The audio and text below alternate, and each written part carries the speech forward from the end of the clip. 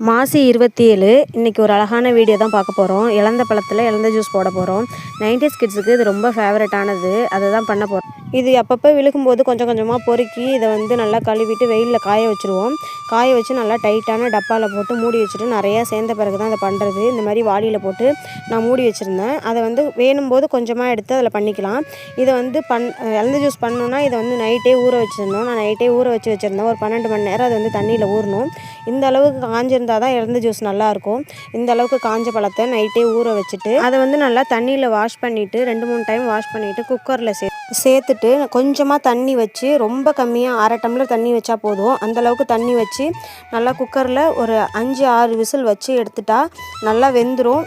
அந்த பழத்தில் இருக்கிற காம்பு எதையுமே நீக்க வேணாம். குப்பை தூசி மட்டும் இருந்தால் அதை எடுத்துட்டு நல்லா சுத்தமாக கழுவிட்டு குக்கரில் போட்டுற வேண்டியது தான்.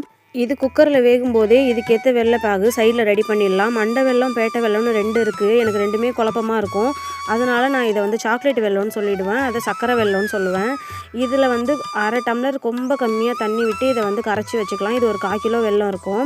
இதை கரைச்சி நல்லா அது கொதிச்சு வந்த பிறகு இதே சைடில் இந்த பழமும் நல்லா வெந்துருச்சு. இதை நல்லா குழிக்கரண்டியை வச்சு இல்லை மத்து வச்சு நல்லா இந்த அளவுக்கு மசிச்சு வச்சுக்கணும்.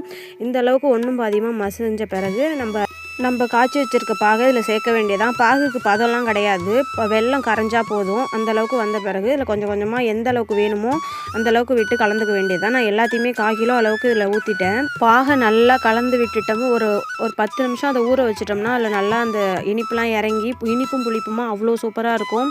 எங்கள் வீட்டில் எல்லாருக்குமே இது பிடிக்கும். இதை ஒரு டப்பாவில் அரைச்சி வச்சிட்டோம்னா 1 வாரத்துக்குள்ளே இது கண்டிப்பாக காலியாகிடும். இந்த மாதிரி தான் பேக்கெட்டில் கடைகளில் விற்கும். உங்களுக்கு இந்த வீடியோ பிடிச்சிருந்தா ஒரு லைக் பண்ணிவிட்டு உங்கள் கருத்துக்களை கமெண்ட் செக்ஷனில் தெரிவிச்சிட்டு போங்க. அப்படியே மறக்காமல் சப்ஸ்கிரைப் பண்ணிவிட்டு பாருங்கள்.